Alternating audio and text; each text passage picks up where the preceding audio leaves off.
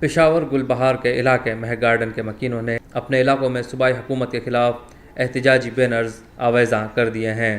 علاقہ مکینوں کا کہنا ہے کہ ان کے بنیادی مسائل حل نہ ہوئے تو وہ آنے والے جنرل الیکشن کا مکمل بائیکاٹ کریں گے اور اسلام آباد میں احتجاجی دھرنا بھی دیں گے۔ مہک گارڈن کے مکینوں نے اپنی گلیوں میں بینرز آویزاں کر دیے ہیں جن پر لکھا ہے کہ گزشتہ 5 سالوں سے ان کے مسائل حل نہیں ہوئے۔ ان کے علاقوں میں گیس کا مسئلہ ہے۔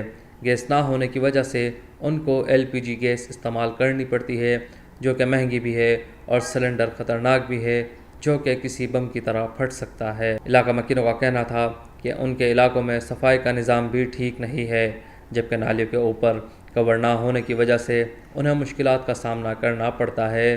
جو بھی ان کے مسائل حل کرے گا وہ ان کو ووٹ دیں گے۔ اس موقع پر مہک گارڈن میں رہائش پذیر اصغر علی نے ذرائع ابلاغ عامہ کے نمائندے سے گفتگو کرتے ہوئے کہا، بہت سارے مسائل ہیں۔ سب سے بڑا ایشو جو ہے وہ گیس کا ہے اور اس کے بعد یہ نالیوں کا سیوریج کا مسئلہ ہے، اور ہم نے بہت سے MPA کے پاس گئے ہیں لیکن یہاں پہ کوئی بھی نہیں آتا۔ اور سب سے الگ بات یہ ہے کہ یہاں پہ یوسف زئی جو MPA ہیں PTI کے، وہ ہمارے علاقے کے رہائشی ہیں اور ہم یہاں پہ ان کی طرف ایک بار نہیں 2-3 مرتبہ گئے ہیں، اور ان کا یہی کہنا ہے کہ سوئی گیس کے بارے میں کہ ہمارا یہاں پہ وفاق کا کام ہے، ہمارا کام نہیں ہے، یہ وفاق کا کام ہے۔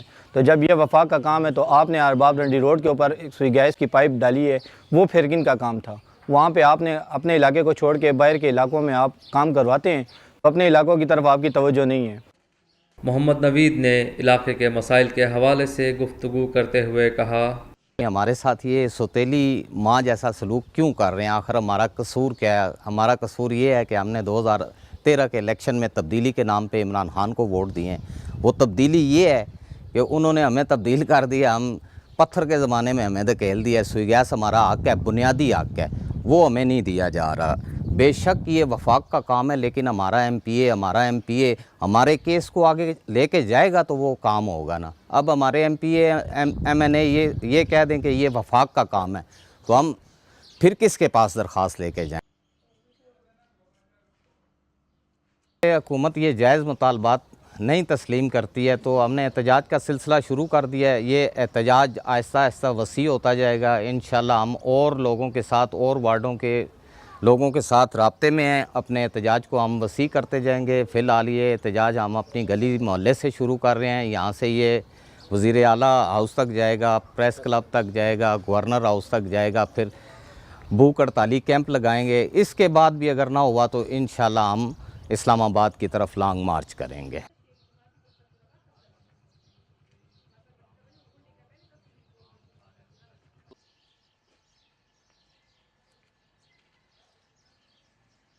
ਅਸੀਂ 8:30 ਦਾ ਤੁਹਾਡਾ ਇੰਤਜ਼ਾਰ ਪੇ ਕਰਨਾ ਹੈ।